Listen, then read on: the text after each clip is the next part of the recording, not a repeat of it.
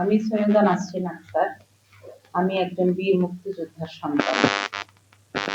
আমি দুঃখ ভারাক্রান্ত মনে নিয়ে আপনাদের মাঝে উপস্থিত হয়েছি।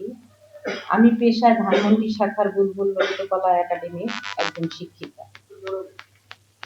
যেটা পশ্চিম ধানমন্ডি আলী হোসেন ও ইউসুফ স্কুলে অবস্থিত।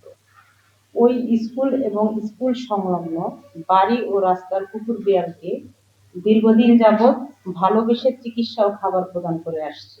এ কারণে ওই এলাকার অনেক বাড়িওয়ালারা আমাকে উক্ত কাজটি করতে উৎসাহিত করে এবং পাশাপাশি সাহায্য সহযোগিতাও করে। শুধু তাই নয়, বিশেষ করে ৭৭ নং বাড়ির পশ্চিম ধানমন্ডি মানু ভাই ও ৬৩/২ নং বাড়ির দুলাল ভাই আমার এই সেবামূলক কাজ চালিয়ে যাওয়ার জন্য অনুরোধ করে। গত ১৩/২/২৬ তারিখ রাত ৮টা ৩৫ ঘটিকায় নিজ স্কুল কর্ম শেষে বাসায় ফেরার পথে ৭৩ নং বাড়ির সামনে আমাকে পেছন থেকে জাকির হোসেন সান্টু, বয়স ৫৫, ডাক দিয়ে তুই সম্বোধন করে দাঁড়াতে বলে। আমি দাঁড়িয়ে যাই। তখন সে আমাকে বলে, তুই এখন এই মুহূর্তে আমার সামনে ধানমন্ডি এলাকার সকল কুকুর বিড়ালকে বস্তা বন্দি করে তোর ঘরে নিয়ে যাবি, তোর বাপ এবং তোর স্বামীকে দিয়ে সেবা যত্ন করাবি। আর কান খুলে শুনে রাখ একটা কথা ভালো করে, এই এলাকায় তুই আর কখনো আসবি না, আসলে তোকে সরাসরি গুলি করে মেরে ফেলবো। আর এটা জেনে রাখ, তোকে মেরে ফেললে কোনো আইন অথবা মন্ত্রী মিনিস্টার আমার কিছুই করতে পারবে না। যদি কিছু করতে পারে তাহলে আমার বাজেয়াপ্তি করে ছিঁড়ে ফেলবে, এটা সেটা। যাই হোক, টানা ৩০-৩৫ মিনিট ধরে আমাকে অবরুদ্ধ করে রেখে অশ্রাব্য ভাষায় গালিগালাজ করে এবং গায়ে হাত তোলার জন্য বারবার গায়ের দিকে তেড়ে আসে। আমি আমার অপরাধ জানতে চাইলে সে আমাকে বলে, তোর অপরাধ হলো তুই কুকুর বিড়ালগুলোকে চিকিৎসা করিস, খাওয়াস, আর এগুলা খাইয়ে বাঁচিয়ে রাখিস বলে রাত হলে ২টার পরে সারা রাত ঘেউ ঘেউ করে, আমার ঘুমের সমস্যা হয়, নানান মানুষ নানান কমপ্লেন করে। মোট কথা, তুই খাইয়ে চিকিৎসা করে বাঁচিয়ে রাখিস আর ওরা সেই জন্য ঘেউ ঘেউ করে। তুই যদি চিকিৎসা না করতি তাহলে ওরা বাঁচতো না, না খাওয়ালে ওরা বাঁচতো না, আমরা বস্তা ভরে বসিলায় ফেলে দিয়ে আসতাম।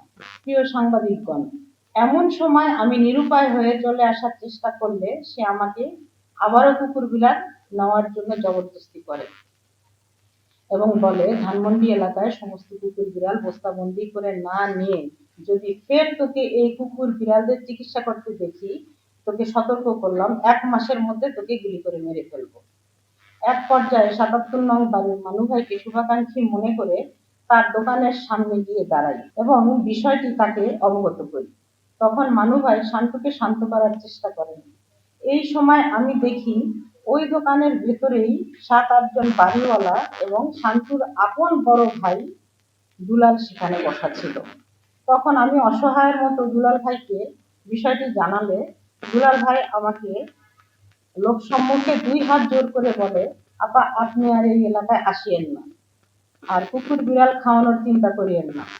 আমি কি বলবো, আমি নিজেই যন্ত্রণার মধ্যে আছি। সাংবাদিক ভাই ও বোনেরা, গত ৫ জুলাই ২০২৫ বিকেল ৪টা ২০ ঘটিকায় জাকির হোসেন সেন্টুর ঘনিষ্ঠ বন্ধু সামিউল আলম খান তারা ৭৭ নং বাড়ির মানু ভাইয়ের আপন ভাই আমাকে একইভাবে ডেকেছে পিছন থেকে অফিস শেষে এবং অশ্লীল অশ্রাব্য ভাষায় গালাজ করে এবং হেনস্থা করে অনেক লোকের ভিতরে, এবং আমাকে এলাকা ছাড়ার হুমকি দেয় ও মেরে ফেলবে বলে হুমকি দেয়।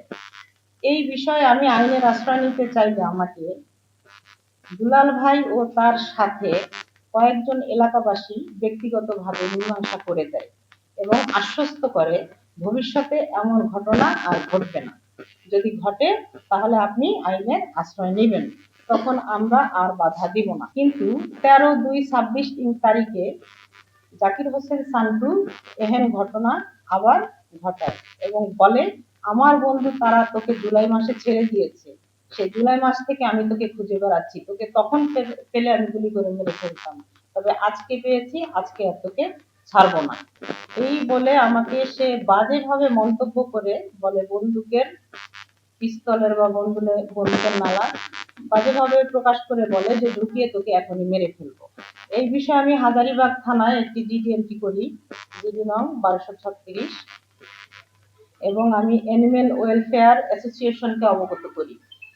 কিন্তু অ্যানিমেল ওয়েলফেয়ার অ্যাসোসিয়েশন এই বিষয়টা শোনার পরে তারা পরবর্তীতে আর যোগাযোগ করেনি। আমি আপনাদের কাছে হাজির হয়েছি, আপনারা আপনাদের লিখনী ও প্রতিবেদনের মাধ্যমে আমার কথাগুলো বিশ্লেষণ করে আপনাদের মিডিয়ায় তুলে ধরলে প্রশাসনের নজরে আসবে এবং আমি এর বিচার দ্রুত পাবো বলে বিশ্বাস করি। কারণ আমি এখন আমার সম্মানহানি হয়েছে, মানহানি হয়েছে, কিন্তু ভবিষ্যতে প্রাণহানি হওয়ার হুমকির মুখে আমি দাঁড়িয়ে আছি। আমার জীবন নিরাপত্তাহীনতায় ভুগছে, আমি অফিসে যেতে পারছি না, এমনকি ওই এলাকার কোনো লোক কুকুর বিড়ালকে পানিও দিচ্ছে না ভয়ে, যে যারাই কুকুর বিড়ালকে খাওয়াচ্ছে তাদেরকে বাড়ি ছাড়ার হুমকি দিচ্ছে, গালি দিচ্ছে, মারধর করছে। বিগত 2 বছর আগে আমাদেরই একজন সহকর্মী, আমি ব্যক্তিগতভাবে নিজে ভালোবেসে করি, কিন্তু সেই আপাটা বিভিন্ন সংস্থার সাথে যুক্ত ছিলেন। এই জাকির হোসেন সান্টু এবং সামিউল ইসলাম তারা, যে দুজন বিবাদী, ওনারা রুকসাত নামে এক আপুকে রিক্সা থেকে নামিয়ে কুকুরকে খাবার দেওয়ার অপরাধে মারধর করে, এবং সেই আপু নিজে আমাকে বর্ণনা দিয়েছেন, গালে ঘুষি দেয়, মাথায় ঘুষি দেয়। সে আইনগত ব্যবস্থা নিলে একটা সময় আইন চুপ হয়ে যায়, পুলিশ এসে তার বাড়ি পর্যন্ত আসে, কিন্তু তারপরে আর কোনো ফল পায়নি, সে আর ওই এলাকায় আসতে পারে না। কিন্তু আমার কথা হলো, আমার তো ওখানে অফিস, ওই রোডে আমার অফিস, আমি অফিস বন্ধ করে বসে আছি বাসায়, এবং আমাকে লোকজনের মধ্যে বলে দিয়েছে আমি কখনো অফিসে যেতে পারবো না। দিনের বেলায় মানে সকলের মধ্যেই সে সবাইকে হত্যার হুমকি বা বিগত দিনে গুলি বর্ষণ করে অনেককে, এবং সবসময় মারধর করে। ওই এলাকায় কেউ কখনোই মুখ খুলে না।